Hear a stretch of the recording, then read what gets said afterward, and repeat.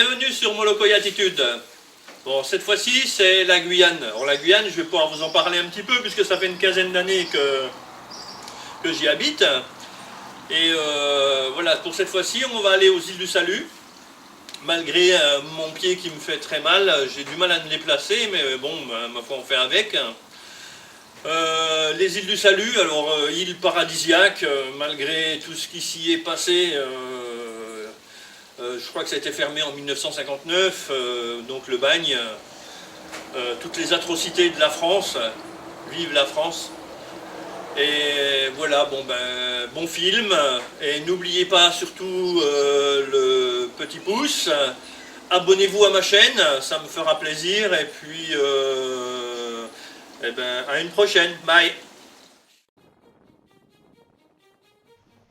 En route pour les îles du Salut.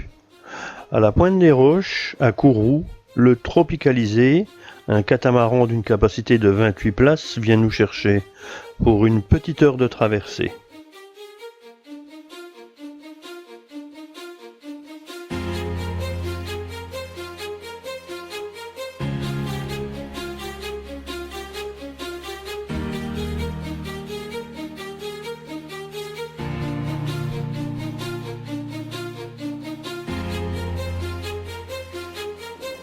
À bord, il y a des coffres à bagages, donc tout est prévu pour mettre vos sacs.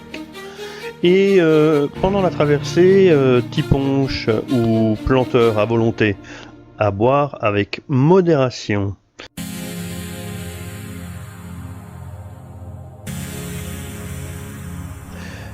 Les deux filets avant font le bonheur des enfants et des parents aussi, hein. Il faut pas se leurrer. Surtout, n'oubliez pas de vous tartiner de produits solaires, hein. En général, les gens n'y restent pas très longtemps, la chaleur est intenable. Et arrivé en pleine mer, vous prenez bien l'eau. Allez, maintenant que vous regardez les images, je vous fais un petit cours sur les îles du Salut. Elles ont été occupées par les Indiens Galibi. C'était les premiers habitants. Cet archipel est composé de 3 îles. L'île Royale, l'île Saint-Joseph et la fameuse île du Diable. Baptisée au début de la colonisation île du Triangle. Elles sont nommées îles du Salut en 1765, après que les colons de la désastreuse expédition de Kourou y ont trouvé refuge. Pourtant, moins d'un siècle plus tard, son sort est lié à une sombre page de l'histoire de France. De 1852 à 1953, les îles deviennent des prisons naturelles pour des dizaines de milliers de bagnards. Après avoir fait le tour des îles avec le catamaran, là nous voyons l'île Royale. Le bateau va nous déposer à l'île Saint-Joseph. Elle est un peu plus petite. Elle a servi à accueillir d'abord les opposants politiques à Louis-Napoléon Bonaparte, puis les condamnés les plus récalcitrants. En France, on est tellement bon qu'on s'est dit ils peuvent tenir que 5 ans. Et donc, ils n'arrivaient pas au bout de 5 ans, ils mouraient. Et il y en a un seul qui a réussi à tenir à 5 ans. Alors, qu'est-ce que la France a fait? Eh bien, elle a doublé sa peine. Et donc, il a tenu 10 ans. Et il en est ressorti vivant, mais fou. On a donc ramené ce pauvre homme en France. Et peu de temps après, il s'est pendu. Donc depuis notre voilier, vous avez le choix. Ou vous sautez à l'eau et vous allez au bord de l'île à la nage, ou on vous emmène avec la petite annexe. Alors le but est de regarder les marées. Là nous avons marée haute, donc direction la piscine des bagnards, puisque à marée basse il n'y a pas d'eau. Et puis comme nous sommes sur les coups de midi, on va profiter pour manger.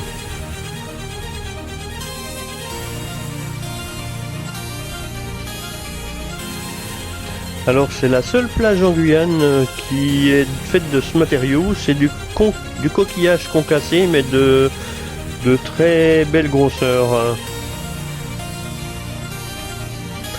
Ensuite la petite piscine, alors vous voyez avec les enfants, vous êtes tranquille, vous pouvez les laisser seuls et les surveiller.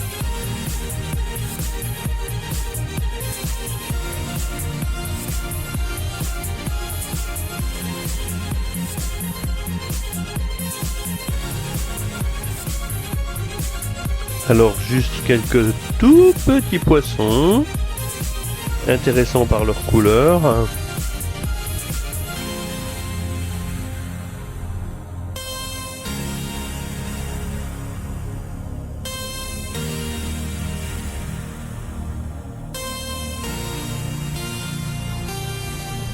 Ah, voici Monsieur le crabe en train de se nourrir de petits morceaux d'algues. En même temps, il est midi, c'est l'heure. Pour nous, c'est l'apéro.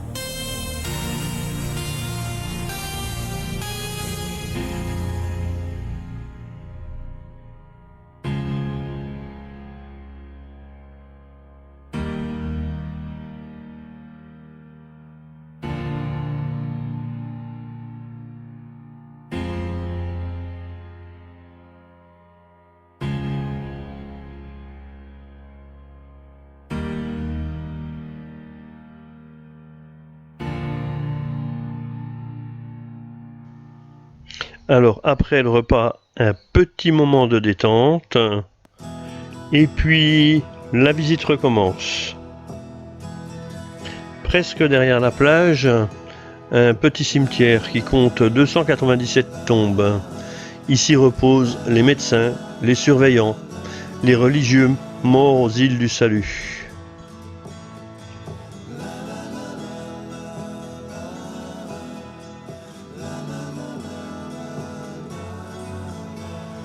Alors, beaucoup de pierres tombales ont disparu, mais on voit par celle-ci que on y mourait jeune.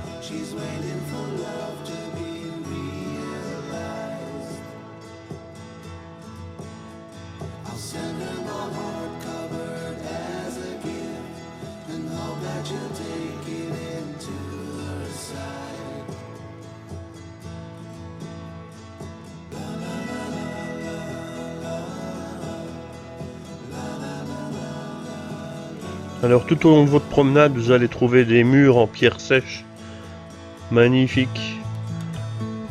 Et quand on voit ce panorama, on ne peut pas s'imaginer qu'il y a des gens qui étaient emprisonnés et qui ont souffert. Donc en repartant là vers le bateau, vous avez sur votre gauche une immense voie pavée. Je vous conseille de la prendre, ça grimpe. Mais une fois au-dessus, toute une série de cellules.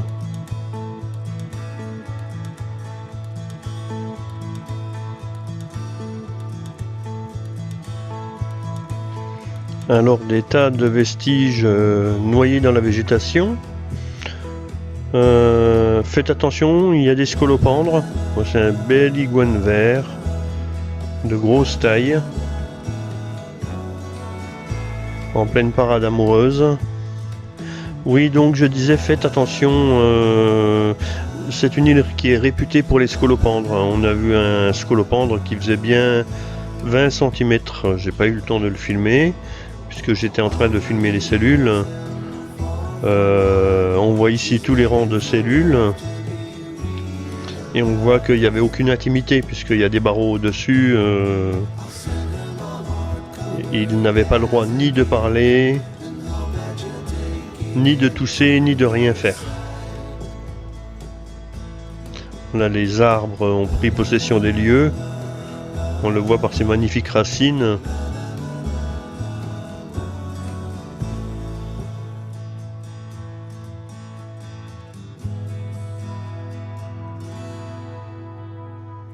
Ensuite, vous continuez tout droit et vous allez tomber sur de magnifiques escaliers. On voit qu'il y a eu réellement un travail de forçat pour tout construire ça. Et puis vous allez tomber derrière les bâtiments de la Légion qui vont vous ramener là où vous devez reprendre le bateau à l'embarcadère. Là vous avez des mérous qui sont attachés, donc vous savez que faut pas trop les laisser au soleil parce que la peau de mérou pète. Bon, j'ai pas pu m'empêcher de la faire celle-là. Ensuite nous retournons sur l'île Royale. Là au ponton, si vous regardez, vous verrez sûrement des tortues.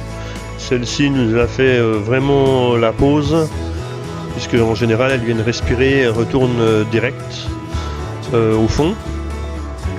Celle-ci, elle avait envie d'être filmée, elle avait envie de passer sur YouTube. Alors l'île Royale est envahie de singes. Alors très chapardeurs, faites attention, évitez de leur donner à manger, c'est ce qui est marqué sur les pancartes, mais on peut toujours pas s'empêcher de donner un petit truc pour pouvoir les filmer. Mais ils ont vite fait de partir avec le paquet de gâteaux.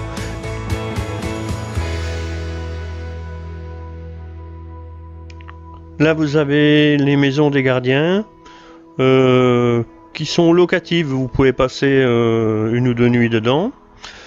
L'église, bien entendu, un très beau monument. Et mon monument préféré, l'hôpital. Tout de briques. Il a commencé à être fait, là, pour l'instant ça bouge pas trop. Et puis vous verrez dans l'herbe et puis dans la forêt des agoutis. Donc les agoutis, c'est une espèce de croisement entre un lapin et un rat et qui aurait perdu ses oreilles. Voilà.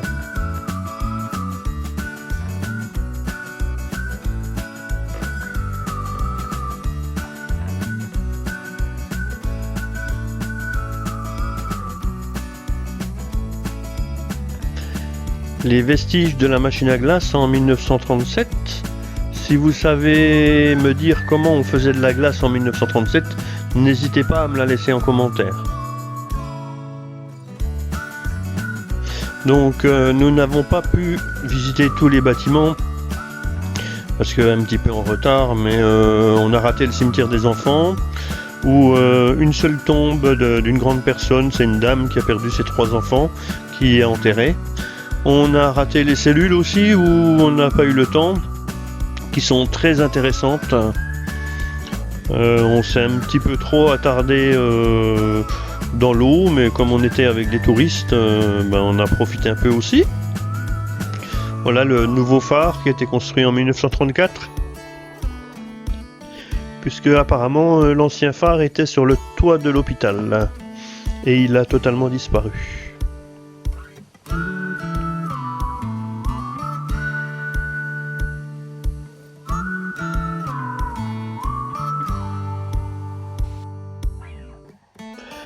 Alors voici le réservoir à eau, parce que sur l'île elle n'a jamais été habitée par les Indiens réellement, vu qu'il n'y avait pas d'eau.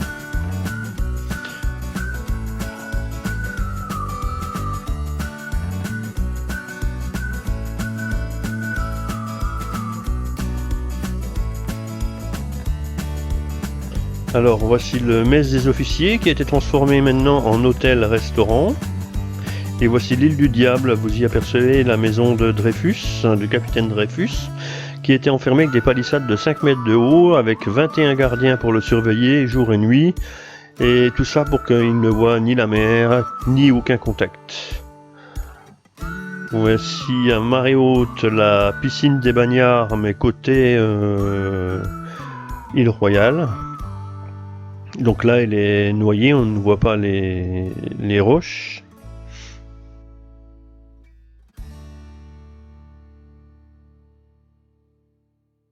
Et puis voilà, c'est l'heure du retour, donc nous allons nous quitter. N'oubliez pas le petit pouce, ça me ferait vraiment plaisir, et abonnez-vous à ma chaîne, merci.